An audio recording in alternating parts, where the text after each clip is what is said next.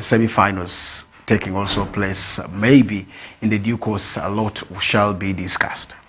That, of course, and a lot more to discuss. Just like you had said something about the leagues returning, we shall basically be looking at a few of the clubs within there is Star Times Uganda Premier League. Since the season is almost at the corner, we did look at some of the first fixtures that we should be expecting that will come underway, of course, and that. And then also locally here, we did have the very terrible news coming from, of course, our neighbors down here. There is the Manya Boys Mvara, as they were for training the other evening. Lightning did struck, and they did lose one player in the names of Sasa, commonly called Sasa, but the real names we shall also be mentioning them here. May his soul rest in eternal peace. And then I really, to start with local stories, I want us to look at what actually it is with Lightning in West Nile. 10 years ago, we did see, of course, little children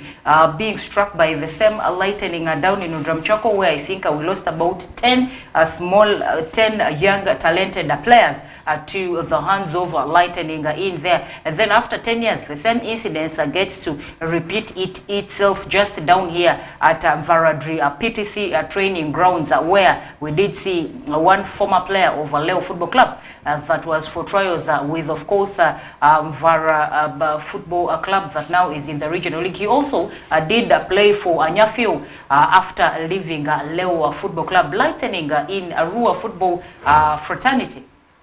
Yeah, a very big one, of course.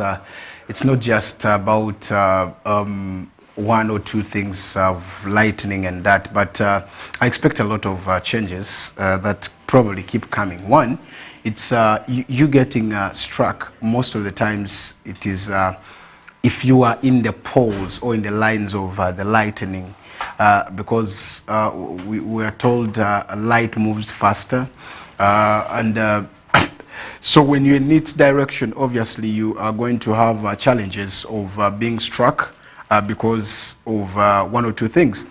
Beliefs, or the traditional beliefs have, the tradition has beliefs that it is because of, most of the times, others, I remember they used to say, someone has sent lightning to strike so and so, but those were, for me, those are beliefs. I don't think there's anyone who has power over lightning or thunder that keeps coming. Most of the time, you will not know that you're in the lines of these rays. And whatever ray that finds you, it shall always strike you where you are, because the rays lie. For me, I look at the football where you're playing. You may not know the way you run, push here and there. You may have gone into the lines. We have seen lightning striking trees because that are on. That are in its line of movement.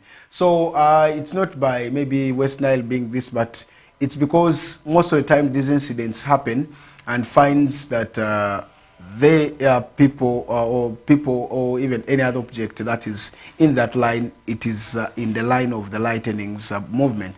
So obviously it affects you. I want to advise that at the same time encourage that when such is happening, please, let's take a walk away. Why should we play even football during that time?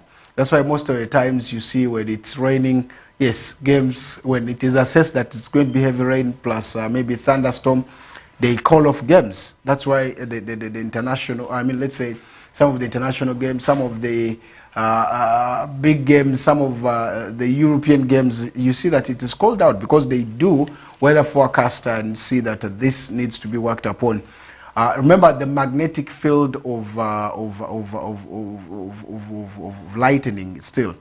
Any magnet that pulls, attracts is one thing that also gets the lightning. So I want to say it's not because of West Nile, but it's because people are not in the right, it gets them in the wrong angle and it gets in there. So it's a bad one. I think for West Nile we are mourning, but all in all, we also say may so rest in eternal peace. Exactly. That is Sasa in there, but of course we have been talking about. You also gave us some hint about, of course, the Super 8 in Yumbe coming to a close-up of what was yesterday. And in some of the games, we did see, of course, Araka Football Club playing very poultry, and Araka lost in penalties, by the way. If you look at the full time in some of the instances that did happen in the game, we did see Araka. Of course, if you watched that game, or if you try to follow it from any perspective, of course, a broad line in there, you literally get to see that Araka Football Club did not, of course, have that display that they did have last season. Much as they did have very powerful players, I should say, Araka had very powerful players. Most of the guys that they did play last season were in that very squad, the likes of Munadi, the likes of Amin Munafi, Katunda, Unabiawori, Asiku, the Brazilian, Ejoy, Aikobua, Sabir, and the rest of the guys that were able to feature in, that is the squad of Araka Football Club. They still did not go past, there is a coach Urban. Also, it was a derby, I should say, because both teams are in Yumbe. And we did see Araka losing out to the hands of coach Urban in penalty shootouts there. But with the Araka Football Club, I think there is a lot that they have to do before there is regional starts. Because if you look at the regional league this time around, talking about Nile Zone, it's going to be quite a very tough one. Nile Zone is going to this time around be very, very hard for the sides. You're going to be seeing a lot of derbies in Yumbe and all that, but still narrowing it down to there is the Super 8 in there is Araka. There was the display that Araka put was completely a very beautiful one, but then you would literally get to see that the commanding force that the players have within Araka wasn't the one that they did display last season. You literally would find out, because most of the players are there, those that they did play with last season, and then you would start wondering where exactly the problem is, because the display was okay, but then guys were playing as if they were lost in there. That literally, I think, is why we did see them losing to the hands of there is coach matches they tried in the 90 minutes, and we did see that going into penalties. I did talk about this game here after quite a long time, and the discussion was because Araka and Kochi had played severally, and Araka and Kochi had always gotten an upper hand against Araka for several occasions. The first game, I looked at the previous two games where they played a draw, and then of course also the other Kochi winning. So that showed you that they had an upper hand. And I did say, I don't think Kochi will want to lose to Araka again yet, or lose in there, because they want to keep in that dominancy. Whether it's a Super League, whether it's what, they will want to keep that consistency and the level. And indeed, they did that to make sure that they win these games. It went 0-0, but in that 0-0, they had to also get to what is called the full time and extra and penalties. So in the penalties, that's when they overtook. So I think it's not by mistake. Because probably they did play the 90 minutes into a 0-0 in there. That probably should be able to tell you something, that the team, of course, the both teams were quite very hard, penetrating each other's net became so hard. And I think Araka is trying to learn now the tactics of going past. There is a coach, because just like you had said, the two teams have played, or they have met several times, much as the two teams play different leagues.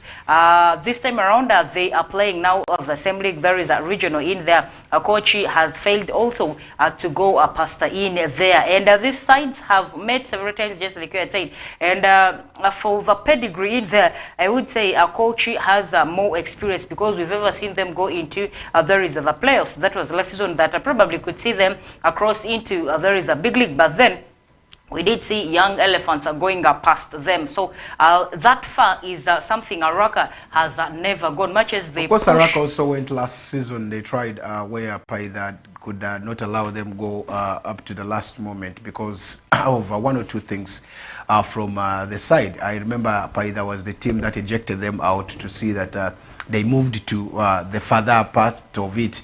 but they were the side that you could be seeing likely maybe getting into the final playoffs.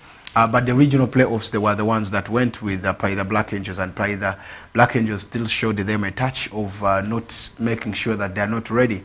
Arak, I think, has a lot of things to think about right now and to iron. One is, I think they should leave alone ego. That is one thing from the leadership bit of it, which affects them. That's why you're seeing they have one season, another coach, another season you see them get another coach, which affects them literally so long, because they will not be consistently doing things the way expected. So that affects Raka Football Club in all aspects. Two, that mindset of we are the biggest team in the region, in Yumbe town, affects them. So when you put that the ego, yes, you put it there and you brag, and yet teams are playing business, and then it will affect you. I think that is one other thing that Raka needs to. Not only the Super League is not an easy thing. It's going on, but people are looking into how do we better our team. So if this is the case, I think they have gotten to learn one or two things from this tournament, to see that they get themselves now through to the best. And how do they get themselves to the best? Is by understanding who were wrong, who were correct, and they now adjust and work on. Transfer still open. Maybe this is the time they could also get more names that could come into the team. So it's a very, very interesting that it has happened. But all in all, I will want to see that Raka needs to push harder. Recently, when they acquired the bus, the mini bus, it was that's where the overall. I thought that was the motivation factor for them, but instead it motivated them for that, but still it wasn't the best to see that things go right for them. We did see where other people started like they are favored, they are this, it's because of ABCD. A lot of allegations came through, but still they went through to where they reached up to the finals to face, of course, Paida. They were, of course, the champions of their league, their zone, I mean, but still had to face in Paida in this other zone. A game, of course, that had a lot of moments to do. And then when they also stopped television from coverage, I think that is one thing that also affected them a lot, because very many lost hope. Even the opponents were like, why would you want to hide something? Was there some intention that you had towards the game with Total? Of course, something that happened, and you did see it happen, and it affected Araka itself due to one or two things in there. So I think those are cases. If you have leaders who take football not in a football way, then you're going to be seeing others have taken football for politics. Others are involved in football because they know they are gaining from football. Others are there because of corruption. Others are there because they want to get the fame that I'm also attached to a football club and I have this. So it's a lot of things that keep coming. But all in all, I think Araka Football Club can still work on other things and make sure things go right direction. But all in all, this was a lesson to them, as also Kochi still had its moment through yesterday to see that they went through. Tough game also that saw Total against West Nile United was yesterday in the second semi-finals that you did see. So a tough game it was. It was, and of course we did see West Nile United proving themselves to the result. The opponents are in there. And then also, somehow we also did see a Ruhr Airfield that now is going to be playing the regional league, traveling for a friendly to there is Luo grounds in Nebi, where they did take on Nebi Central in a friendly, and we did see first half ending on 0-0 in there. And of course, the full time did see Nebi Central that hosted the game, beating their visitors. There is Arua Airfield in there, and now Arua Airfield up against Nebi Central, and then we see only a 1-0 defeat. First half ended 0-0 in there. Should we say that Airfield is one big contender to watch come the regional league, and Nebi Central and Airfield, these two teams definitely are going to be in the same zone. There is a Nyagak zone when that is the regional league will kickstart in there. And this time around, I expected by the Nebi Central to go past. There is a Raw Airfield in a couple of goals in there, but we only did see Nebi Central and struggling, by the way, to score one game up against there is Arua Airfield in there. What is it that we should be expecting out of Arua Airfield this time around? Yeah, whether struggling, whether they got the goal, every goal is a goal, whether it's a dirty goal, but it is always a goal. I think Arua, yes, it's just as usual. That's a friendly match, which gives them courage to see that they need to work on and see where they can adjust and push things, work the way they are expecting. Who are some of the names that probably did well and who didn't do well, or they still have a load. They are going to prove themselves in the Super Cup that is set to start on 14th, and I can confirm to you as the public relations of Onduparaka that this game won't have now Onduparaka Football Club, because we are going to be concentrating on preparing for the big league, which is starting soon, and that means we shall not be also in position to give green light for these games to be hosted. Why? Because Onduparaka is in double session for that is the games. So that is one thing I can tell you. So Arua Airfield still has a lot of chance to prove and get themselves through to the games of to prove, because that was, it's just like you, they can also call Nebi here and beat Nebi here and push things work. Yes, Nebi has strategized here and there. They are trying to push players in different angles, but all in all, what does it mean for them? That means they have looked at that as a positivity. Now for Arua Hill, I mean Arua Airfield, this is one big one. It's not a positive, it is also a positive one for them to go and know why did we lose this time, and work upon the areas and the weaknesses that were there. Who are those people who play away? Who are those people who play home? There are some players who are good at home. There are some players who are good at away. So they do assessments and also still do the recruitment part of it as they come prepared. But of course, proving themselves into the next game is going to be so big. It's going to be one of the big games to talk about probably in the Super Cup that is coming up right here in Arua City. And this time round, I'm told the place or the venue has been shifted to Arua Core PTC grounds. So that is still a chance for them to develop and make sure things work their way. Okay, Arua Airfield basically is one side that we shall be also literally watching in there is the Super League that will be taking place in Arua City. We are seeing, of course, the one for for Yumbe. There is the Super 8 coming to a closer in there, and also in some of course that game is going to be on Saturday, the finals between Kauchi Urban and West Nile United. It's going to be at Boma Grounds. I'm told they are going to be having a guest artist of by the name, I think, of Super Sinazi to encourage and of course make people. But all in all, that is just for a moment to open and make sure things work out their way. So I think it's a very big one. We should be expecting large numbers that is at Boma Grounds in Yumbe this very Saturday. It's going to be so big and so interesting to talk about throughout the season. But all in all, it is also a big game to see that of course community around are not idle.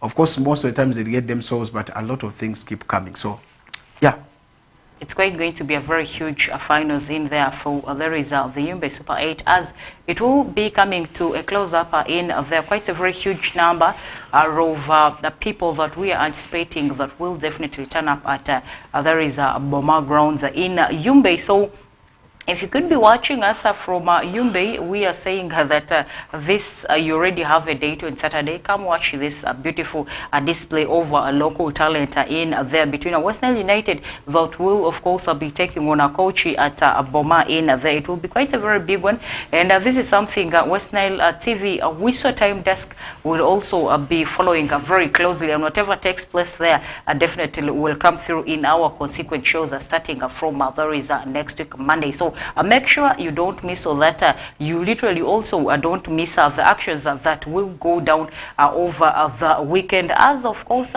we shall be closing up on the break. There is one goalkeeper. There is Ochan Derek, who has been the goalkeeper of Acholi Province, who has been in the FUFA Junior team, who we did see play for the FUFA Junior teams like Vipers Football Club, and then also we did see him play 2023-2024 season at there is a KCCA. He has now officially crossed to there is URA in there, and URA did unveil him, and now we shall be seeing Ochan as a tax collector and no longer now a KCCA. A big one for Ochan. What would he be adding into there is the squad of URA? We are talking about Derek Ochan, who moves from a KCCA to there is URA and is the goalkeeper of Acholi Province.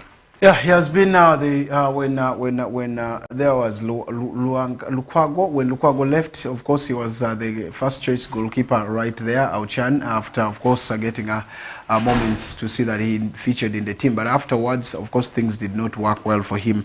He's now looking for greener pasture. Those are some of the big things that as a player that you need to put to make sure things working. KCCA, yes, is releasing a lot of players. Not only that, you did see even Mustafa Kiza being one name that left KCCA Football Club to cross over to, I think, Express. Yes, Express Football Club. Now, that shows you that the teams that are pushing in there are a lot of values that Abdallah Mubiru is looking into, which player could go where and which player would be best for him. That's why he sends the ones that are surplus to requirement away from KCCA to make sure that he gets in there. Names like Atuve, names like Mustafa Kiza, you've seen them. These are, like Mustafa Kiza was from Montreal Impact, came back to Uganda and still at KCCA couldn't play be a regular starter. That was another problem. But now for Chan, he also fell down pecking orders where he could not play. That means him not playing means he needs play time. He's a good goalkeeper. He's a starter. But of course, maybe they couldn't get to understand terms and conditions of themselves, and which, of course, has now let him get to greener pasture. But all in all, I think he's coming with experience to add into the team and make sure that he gives his best. He, of course, becomes the fourth. There is a signing over the club. I'm talking about URA. After, of course, the club also did get the services over Isma Mugulusi, Abraham Tusubira, and Bright Vuni. He is expected to make his debut against his former Paymasters KCCA this Friday in the 2024-2025 League Opener at there is MTN Omondi Stadium in there. And then also some news that I did land on was the former gaffer of URA. I'm talking about there is their former player, I mean their former coach, that of course they did terminate his contracts. There is David Obua. He didn't of course finish the season with, of course, there is URA in there. Rumors has it that he is linked to there is Chugezi Homeboys. Chugezi Homeboys has, of course, a friendly. They have a friendly that is coming up, and Obua will be guiding them in the friendly, and he is expected to stay a little bit more to guide the boys into there is their journey over Big League when it will kickstart. And the rumors, I think, could be true that he is helping Chugezi Homeboys in there. How good is that for David himself and, of course, Chugezi Homeboys? Yeah, it depends on what the board of Chigezi wants, because Obua is one who wants good football. He's one who loves, because he's played abroad, he's one who loves to see the display of the game. So how much Chigezi is going to put in the team should also be one key thing that they should be looking into. At URA, they were giving him everything possible, and he proved himself also by making sure that he changed a lot of players. I think it would be a very good addition for him and the team of Chigezi Homeboys, not because of anything, but because he comes with a lot of experience. He has been in the African football for quite a long time. He's been in the Ugandan football for quite a long time. But he is that no-nonsense coach who will want to bring in his style of play. And for the style of play, for the team to adapt is also another process, which I think Chigezi will be looking forward to see that they get into. They want to proceed to big league, which, again, one thing that Obua will want to do, but again, wanting to do that means that he has to get the right personnel. I don't know what Chigezi has gotten. I don't know which players Chigezi has gotten, but he has to start from those players there and prove them wrong. So that's one thing that I'm seeing with the team of Chigezi. Shall they be patient enough with the man by the names of David Obua? If yes, then it's going to be a plus. But if no, then Obua won't last maybe in there. But if they give him a whole season, yes, still the boys will have to learn and get to the style. Tiki-taka, good football, good scoring, that is what he is always, but he's an aggressive coach. And of course, quite a very good one, just like you had said, whatever it is that he will be able to take to Chigezi will depend on the board of directors of Chigezi Homeboys. As we wrap up the halftime, of course, we all know that the transfer windows of the Ugandan transfer windows will come to a close up on September 21st in there, and we're seeing a couple of teams are trying to see that they acquire a number of names. We're starting with Mustafa Chiza, just like you had said, that gets to join the Red Eagles in there.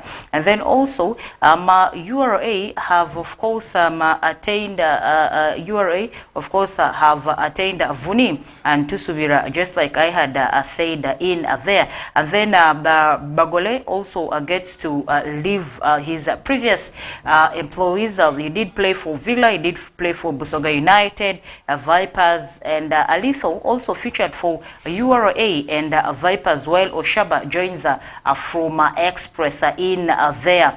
And of course, the club also did nearly get William Luaga Kizito, but he got injured, and that injury, of course, did stop him from signing in there. Quite a couple of clubs are trying to see that as the transfer window gets closer, the Ugandan transfer window that definitely will be closing on September 21st. A lot of clubs are seeing to it that they acquire a couple of signatures of highly experienced players. What are we expecting ahead of the start time Uganda Premier League season 2024-2025, player-wise and club preparation-wise? Of course, players. Of course, games start this Friday, and teams are preparing. Yes, teams have also done a lot of transfer in their deals here and there. So we're expecting, just now waiting we're expecting a very good display. We are waiting for how teams are going to be, because most of the Premier League teams are done with signings, I should say.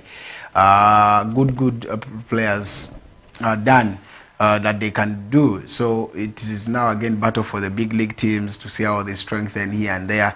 But for the Premier League, I think for them it is now not something that they are going to. I don't think there are clubs that are going to be adding more other names in there unless otherwise. But we're expecting a tough contest this season for the Uganda Premier League. Of course, a very tough one in there. We are going into a very short commercial. Don't